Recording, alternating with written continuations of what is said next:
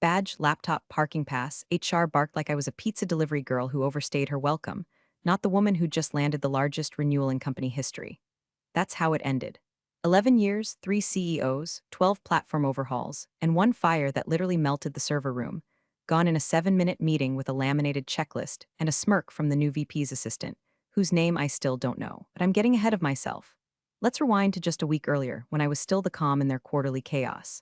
At Terranix, I wasn't flashy, I wasn't loud, but if Draxon Systems sneezed, I had tissues, Dayquil, and a contingency plan by noon. For over a decade, I babysat their whims and deadlines with white-knuckled diplomacy. While sales chased whales and ops tripped over Slack threads, I was the quiet bridge, every spreadsheet triple-checked, every Zoom war room diffused before it ignited. I didn't just manage the Draxon relationship. I was the Draxon relationship. So when the renewal came up, $120 million over 3 years, locked in with an expanded scope and integration pipeline, I handled every inch like a surgeon. Drafts, revisions, late-night clauses over chamomile tea and antacids. And most importantly, I protected the trust. Carla, Draxon's senior program lead, had one condition: my team only moves forward if you're still overseeing this. I need your name in the clause, Madison. Not representative, not liaison, I want you. We laughed because it sounded dramatic, but I agreed. I tucked it into Addendum B, Section 4.3. Agreement remains valid contingent on continuous oversight by the named strategic director. I initialed it. Carla initialed it. Legal didn't flinch. It was just Madison doing Madison things, right? Oh, and real quick, before we go any deeper into this mess of contracts and corporate carnage, can I ask you something? If you've been listening this far and you're not subscribed or haven't liked the story yet, hit that button. I know, every YouTuber says that, but seriously, it actually tells the team we're not screaming into the void. We see those clicks, we get hyped, and we keep digging up the real stories. All right, back to the fire. So I had Carla's trust, I had the contract. And after triple-checking every signature, I emailed her a scanned copy just in case things get chaotic, I joked. Her response, with your new VP, you bet it will. I didn't take offense. I'd met Travis once. He showed up late to a QBR called Draxon Drexen and then got their CTO's pronouns wrong. Confidence wasn't his problem. Humility was. He was one of those guys who orders sparkling water in bulk but microwaves fish in the break room. And apparently, he had a vision. A week later, I was called into a routine alignment check-in. I didn't bring my bag, that's on me. When I saw both HR and Travis in the glass box conference room, I knew the air was about to thin. He opened with, as we restructure toward a more agile client experience, we're transitioning legacy roles like yours into more forward-facing functions. Translation, your old news, we hired a kid with a TikTok degree. No notice, no handshake. Just the list, badge, laptop, parking pass. I didn't cry, I didn't yell, I didn't even blink. I just nodded, slid the signed renewal packet onto his desk, dated, stamped, still warm from legal's copier, and said, good luck with onboarding. He looked at the folder like it had fangs, and I walked out.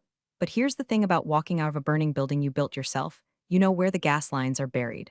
Travis had the kind of smirk that looked like it practiced law in another life, sleek, soulless, always closing a deal with zero grip on consequences.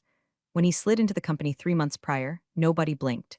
New VP of Client Experience, whatever that meant. Another buzzword mercenary from some failed startup, with a burner LinkedIn and too many photos from yacht conferences. The kind who ends every sentence with just spitballing here, before bulldozing the very thing that worked. I should have known I was on the chopping block the second he asked me what strategic deliverables even meant in the Draxon renewal. I told him plainly, it means the part where they don't sue us if we screw up. He laughed. I didn't expect the ambush. He called it a realignment opportunity, said we needed fresh blood to modernize the client lens. HR sat beside him with dead eyes and a folder. My folder. I recognized the tabs. I used to make those for people we offboarded. Now they were for me. The folder had a post-it on it labeled Langford Legacy Handoff. I almost laughed. Legacy is what they call you right before they gut your relevance. No performance concerns, he said. Palms up like he was blessing me. Just a restructuring. HR added something about severance being within policy and reminded me to wipe personal data from my devices, like I kept selfies in my work laptop. I didn't speak, not even a nod. I stared at them long enough to make Travis uncomfortable. I could feel him fidgeting, fingers tapping against the conference table in that little syncopated rhythm people use when they're trying to dominate silence. I let him tap. Then I stood, opened my portfolio, and pulled out the renewal, thick as a phone book, stamped in wet ink, still warm from legal's morning meeting. I laid it flat in front of him. His eyes darted to the title, Draxon Systems Enterprise Master Agreement Renewal Q3. You'll want to keep that, I said. He blinked. Is it signed, fully executed? I didn't say another word, didn't offer a hand. Just collected my coat and walked out with the kind of quiet they don't know how to process. No goodbye email, no LinkedIn update, no cardboard box full of dying succulents and coffee mugs. I had no interest in the theatrics, but before I shut down my computer for good, I opened my personal Gmail and attached the scanned contract. To Carla Wiggins, Senior Program Manager, Draxon Systems. Subject line, for your records, executed renewal doc. Body text, just this, let me know if things get chaotic. Hit send, logged out. Then I walked straight past reception like a ghost in my own building. Nobody stopped me, nobody even looked up. 11 years and all I got was a busted Keurig and a pit in my stomach. Still, I wasn't angry yet, not exactly. It felt more like something had been surgically removed from me in that room, without anesthesia, but with eerie precision. Hollow, quiet. A familiar quiet, actually. The kind of quiet right before a fuse meets its fire. Back home, I sat on the porch, cracked open a flat Diet Coke, and stared at the horizon like it might text me some answers. I didn't have a plan, not then. But I knew one thing, that contract had teeth, and my name was still on them. By the end of my first week post-Ternix, I'd already seen the signs. It started as a whisper on LinkedIn. Carla updated her status, navigating new dynamics this quarter. Patience is appreciated, which in Draxon speak was code for, your house is on fire but we're still deciding whether to pour water or gasoline. Then came the silence. No welcome posts, no celebratory team shoutouts from the Ternix side. Normally, when a big contract like Draxon renews, marketing can't shut up about it. There's a Canva banner, a confetti emoji, 3 C-suite retweets, and someone filming a boomerang of the champagne toast. But this time, crickets. That's when I knew Travis had no idea what he was holding. He handed Draxon off to a junior account manager named Chloe. I only know that because her nervous little excited to lead this amazing partnership. Post showed up on my feed, and I could barely read it through the eye roll. She had 3 months of experience, a dog named Sprinkles, and a Canva resume that said Synergy 5 times. By Wednesday, the cracks became craters. Carla's team ghosted the onboarding kickoff. Their infrastructure lead, Bradley, who once told me if you ever leave, I'll cry in public, didn't even show up to the architecture sync. Missed milestones, no-shows. A change request went unanswered until it expired.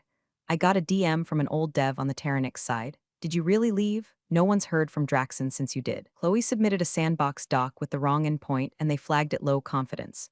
You know what that means? Yeah, I knew. Low confidence from Draxon was the corporate version of walking into your anniversary dinner and seeing your spouse halfway through a Tinder date. Travis didn't panic, though. Of course not. He told the exec team it was just post-handoff turbulence. Said Draxon would adjust to the new rhythm, and that relationship fatigue was part of legacy turnover. Let me translate. He didn't know how bad it was, and he thought saying words like fatigue made him sound like he had a plan. I watched from afar, refreshing Slack leaks and LinkedIn updates like I was checking the weather after moving out of Tornado Alley. Carla's team, meanwhile, was quiet as the grave. That's not how Draxon operated. Normally, Carla sent emails at 3:14 a.m. with subject lines like quick ping, data stream mapping. But now, not a peep, it was like they were waiting, coiled, watching to see if the new leadership would notice they'd already slipped out the back door. I poured myself another drink and smiled into the rim of the glass. Travis had no idea what was coming. And the beautiful part, I didn't have to do a thing, I was out. But the clause, that little dependency clause, oh, it was very much still in. It started with a beige email, no fire, no fury, just a 6-sentence memo from Draxon's vendor relations inbox. Subject, concerns regarding ongoing alignment Draxon/Terranix Q3Q6 partnership. Carla didn't even sign it herself. It was cold, polite, the kind of email you send before cleaning out your shared drive and changing the locks. At first, they brushed it off. Travis read it aloud in the Monday morning leadership call, like he was doing bedtime stories for idiots. Standard client jitters, he said. We'll offer a joint sync and reaffirm the roadmap. But Draxon didn't want a sync. They wanted deliverables, ones that had already been missed. Documentation wasn't in compliance. Workflow integrations were half-tested. The DevOps container they promised would go live by Friday, still sitting in a staging repo with a permission error nobody knew how to fix.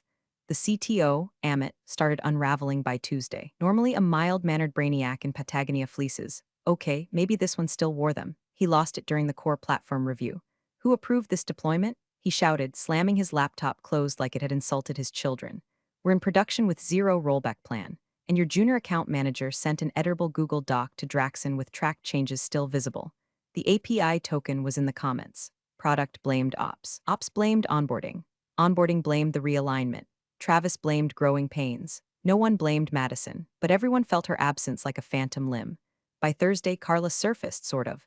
A brief email, curt and final. We are currently reviewing contract conditions to ensure mutual compliance has been maintained. Legal smelled the storm first. Terranix's internal counsel, Dana, showed up to Friday's exec sync with her laptop already open and her glasses halfway down her nose like she'd been reading through smoke. I need clarity, she said. Is the strategic director listed in this agreement still actively overseeing the Draxon account? Travis gave a non-answer so slippery it could have sold skincare. Our new team has assumed responsibilities with full access to prior records and continuity planning. Dana blinked twice, said nothing, just kept typing. An hour later, the official notice came in, from Draxon's legal department. Straight to the inboxes of Terranix Legal, the CEO, and 3 board observers. Subject: formal termination Draxon Enterprise Agreement material breach of Clause 4.3. B language was brutal in its precision. As per the executed agreement, continued engagement was contingent upon oversight by the named strategic director. That oversight is no longer in place. No amendment was requested. Therefore, agreement conditions have not been met. Per Section 6.1, this constitutes breach. The $120 million renewal? Voided. The internal Slack channel exploded. Someone pinged Travis? What clause? The CTO reportedly threw a pen at a whiteboard and stormed out. 2 senior product managers requested to be moved off the account immediately. Somewhere in the war room chaos, Travis finally broke character. "This is absurd," he snapped. "We're not in breach. That clause is symbolic. It's ceremonial. We'll get legal to push back." But his voice cracked on the word symbolic, and the room went quiet. Dana didn't say a word, just kept scrolling through the PDF. It was only then, only in that tense, airless silence, that someone finally asked, "Who is the strategic director listed on the agreement?" Travis didn't answer. He didn't need to. They all knew the name. And they'd erased it 7 days too soon. The executive boardroom at Terranix wasn't built for silence. It was designed for swagger, glass walls, brushed steel, LED lighting like you were pitching to NASA instead of negotiating with an insurance tech firm in Ohio. The chairs alone cost more than my entire bonus in 2018. But right now, none of that mattered, because silence had taken the room hostage. Dana, legal's senior counsel, sat at the far end with the contract open like a surgical patient under the light. No red lines, no ambiguity. Just a clause in Addendum B, tucked neatly between an indemnification subclause and a governing law statement. Boring stuff. Stuff no one ever reads unless they're about to drown. She cleared her throat and read it aloud. Strategic oversight must remain under the designated officer unless mutually amended in writing by both parties. In the absence of said officer or a signed amendment, contract validity may be considered materially void. She looked up. Clause 4.3b. Initialed on all pages by Draxon and Madison R. Langford. The words hung there like smoke after a gunshot. Travis shifted in his chair. "That doesn't mean." Dana cut him off with a look that could strip paint. "It means exactly what it says." She turned the laptop around and pointed to the digital signature log. Draxon's legal team flagged this clause explicitly in their breach notice. They didn't just find it, they expected us to miss it. The CFO blanched. "Materially void Jesus. That means we're exposed." Dana nodded, slow and surgical. "We're not just exposed. We're naked in a snowstorm holding a matchstick." Someone swore under their breath. The CEO, Alan, who'd been silent up until now, sitting with fingers steepled and jaw clenched, finally spoke. "This clause was reviewed, right, before execution?" Dana didn't blink. "Yes, by legal, and it was flagged for clarification." But Madison had already secured Draxon's signature with the clause intact. There was no time to reframe. "And your office," she looked at Travis, signed off. "I thought it was symbolic," Travis muttered, voice nearly inaudible. "She said it was a placeholder, that it'd be updated later." "Did you get that in writing?" Dana asked, calm as a coroner. Travis said nothing. Of course he didn't. Outside the room, you could hear the muffled chaos, Slack messages buzzing like hornets, client services fielding media inquiries, a product manager dry heaving into a trash bin. The CFO leaned forward, whispering, "If they pursue clawback on the upfront, we could be looking at an 8-figure loss." "No," Dana corrected, voice flat, "it's already in motion." Clawback language was triggered the moment their termination letter cited this clause. Alan stood up abruptly, knocking his chair into the wall behind him. "How the hell did this happen?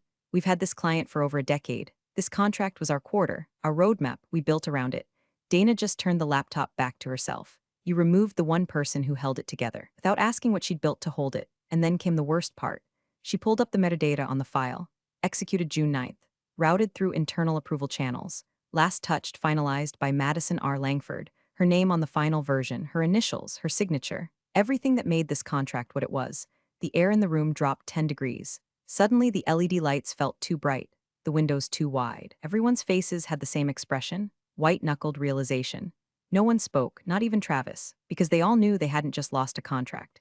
They'd lost the only person who could have saved it. The shouting started before the door even closed.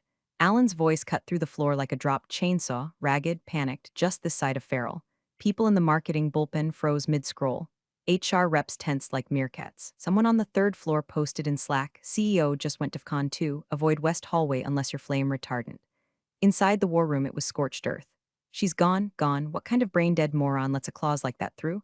Who the hell was watching this thing?" No one answered. Not yet. Travis, face pale, collar wilted, opened his mouth. She drafted it. Madison. She said it was standard. A placeholder Alan wheeled on him. Did you read it? Did anyone read it? Or did you just nod and smile like a goddamn intern hoping for sticker? Travis sputtered. She handled all the contracts before I got here. She knew what Draxon wanted. She said it'd smooth the sign-off. Dana, still seated, didn't raise her voice. She didn't have to. She just reached forward, slid the agreement across the table like it was Exhibit A in a very public trial, and tapped once hard on the clause in question. Right beneath it, Strategic Director, Madison R. Langford effective, immediate upon execution amendment, only with written consent of both parties. Her finger didn't move. She didn't look up. Silence reigned again, but not the same silence as before. This was different. This was haunted. Because every person in that room could now feel her, the woman they discarded like a stale granola bar. The one who never raised her voice, never missed a deadline, never once asked for recognition. She was gone, yes, but her fingerprints were everywhere. Alan collapsed into his chair like gravity had suddenly remembered him. He pinched the bridge of his nose, but no amount of pressure was going to unclench the disaster.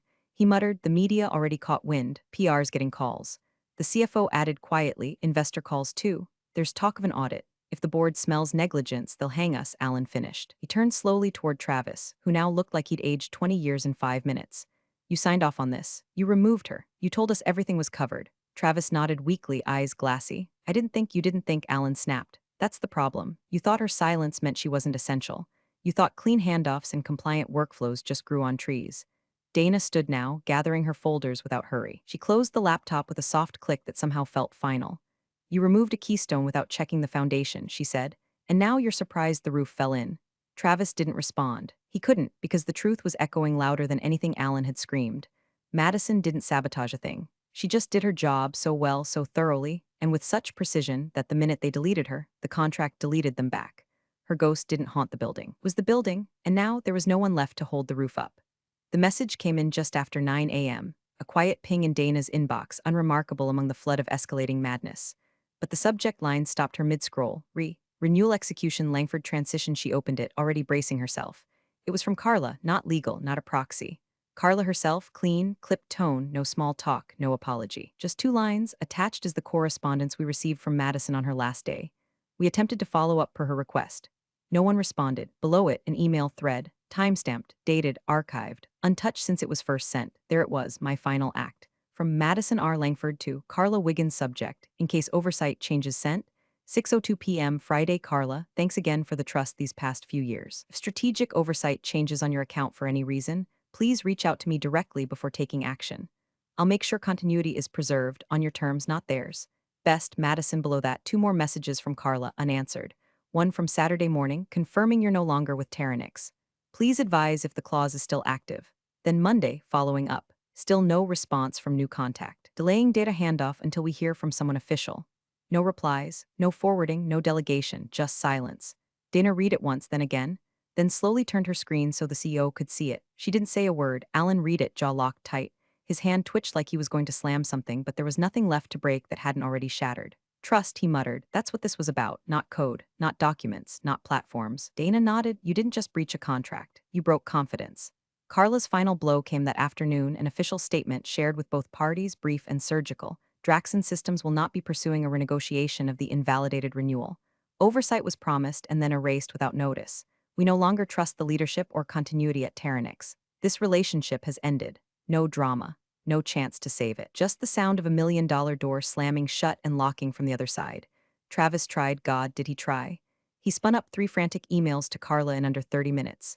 Offered a joint task force, a 90-day corrective roadmap, even a direct personal line. No response. She wasn't ignoring him. She was done.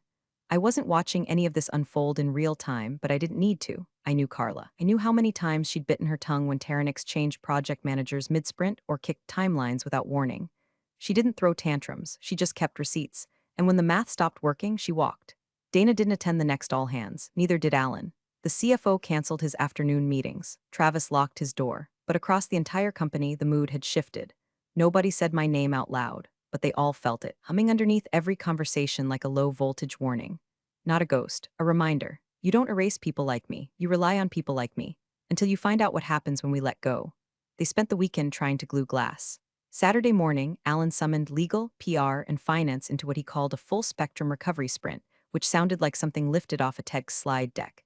except no one was wearing a mic or smiling. He wanted answers, he wanted fixes. He wanted blood, but mostly he wanted a time machine. Legal gave him neither. The clause is enforceable, Dana said flatly. The contract named Madison as the sole strategic director. Draxon never approved a successor. There was no amendment. Oversight terminated the minute she was dismissed. Alan pointed at the giant contract displayed on the room's screen. But we had signed collateral. We had back-end continuity. Dana didn't even blink. Doesn't matter. The person was the guarantee, not the tech, not the platform, her. He turned to PR. Can we spin this as a misunderstanding? PR was silent a beat too long. Then, the breach letter was leaked to Tech Ledger. It's already circulating. We're trending on Twitter under #vendor failure. Jesus Christ. Someone on the finance team muttered that clawback requests had officially been received from Draxon's account receivables team. $30 million in upfronts flagged for reversal. The CFO turned pale. If they escalate this through arbitration, we're toast. That's when the board called. Not the full board, just the audit committee chair, a former compliance prosecutor with the warmth of a sea urchin. She didn't ask permission. She didn't schedule a time. She entered the Monday morning war room, escorted by her own counsel. The air changed instantly. Her voice was cold enough to sterilize metal. How did this clause get past review? Dana raised her hand. It didn't, we flagged it. Travis confirmed with ops that continuity would be preserved. Madison had already obtained Draxon's signature. We advised it be amended if she were removed. The chair turned to Travis. Was it amended? Travis tried to speak. He actually opened his mouth and moved it, but nothing came out. Just a squeak. She turned to Alan. Did you review the clause yourself? He looked like someone had unplugged him from the wall. I relied on staff recommendations. She nodded once, eyes like razors. Good to know. Then came the death blow. A junior assistant walked in, pale, shaking, and handed Dana a printed document. Dana scanned it, sighed, and handed it directly to the audit chair. It was Carla's letter. Official, on Draxon Systems letterhead. Public, we can no longer, in good faith, continue to work with a vendor who treated such a critical relationship with casual indifference. Strategic partnerships are built on trust. That trust was broken. We will not return. At the bottom, Carla's signature. The audit chair read it, then placed the letter carefully in front of her, centered on the table like an altar stone. Then she said nothing. For a long time, the war room stayed frozen. No tapping keyboards, no whispering, not even the whir of HVAC, just the subtle electric dread of everyone realizing this wasn't salvageable. Finally, Travis stood, or rather rose like something sinking before it even left the floor. I'll resign, he whispered, effective immediately. No one objected, not even Alan. He just looked at the tabletop like it owed him an apology. His face had the color and expression of a man realizing the trapdoor he'd fallen through had been built, installed, and polished by the very woman he'd fired. And now, there was no more Madison. No more client, no more quarter, just the silence of a company in freefall and the echo of a name that had become their undoing. The final board meeting was closed door, off calendar, and 3 hours late. No catered lunch, no sparkling water, just a grim semicircle of power suits in a room that suddenly felt 10 sizes too large. The air was dense, like whatever oxygen had once filled the space had been siphoned out and replaced with pure dread. Alan sat at the head of the table, staring into a packet of notes that no longer mattered. His tie was loosened, his cufflinks were gone. His voice, when he finally spoke, sounded like it had been soaked in bourbon and humiliation. Just say it again, he muttered. Someone, anyone, explain this to me. On what grounds did they pull the plug? What exactly are we being held to? Dana didn't speak. She didn't flinch. She didn't even look tired. She simply pulled the contract from her leather folder, now creased, dog-eared, and war-torn like a survivor from a battle nobody expected to be real, and slid it across the table. It stopped in front of Alan. Her finger landed on a line in bold, perfectly centered, underlined only by consequence. Strategic oversight must remain under the designated officer unless mutually amended in writing. Alan blinked, the room tilted slightly with him. He read the next line, then the next, then the name, designated officer Madison R. Langford. A soft click from across the room, the CFO closing his pen with finality. Alan's mouth opened, but no sound came out, not a protest, not a rebuttal, not a plea. Just that blank, unraveling horror that only shows up when a man realizes he's not just lost, but outmaneuvered, not by a rival, not by a scandal, not even by chance, but by the woman he dismissed without a second thought. He looked up, but there was nowhere left to look. The board chair's gaze was steel. The audit committee was already whispering to legal counsel. One director checked his phone and grimaced. Another headline had dropped. Another nail in the coffin. Alan's fingers hovered over the contract, like touching it might somehow undo what was already etched in ink and failure. His lips moved, trying to form some argument, some lifeline, but there was nothing. He sank back into his chair, slow and small, as if the air itself was pressing down on him. In that moment, he wasn't a CEO. He was just a man sitting in the wreckage of his own arrogance, watching the smoke curl from the blueprint he never understood. And somewhere far from that room, nowhere near the glass and panic and hushed blame, I sat on my porch with a mug of lukewarm coffee, sunlight on my legs, and no inbox to check. No emergency to fix. No more bridges to hold up, just quiet, and my voice calm and final, folding into the stillness. I wasn't the problem. I was the guarantee. You fired both. Thanks for watching, you cubicle warriors. Hit that subscribe button. Unless you're my old boss, then you're on your own. Revenge of the coffee pot strikes again.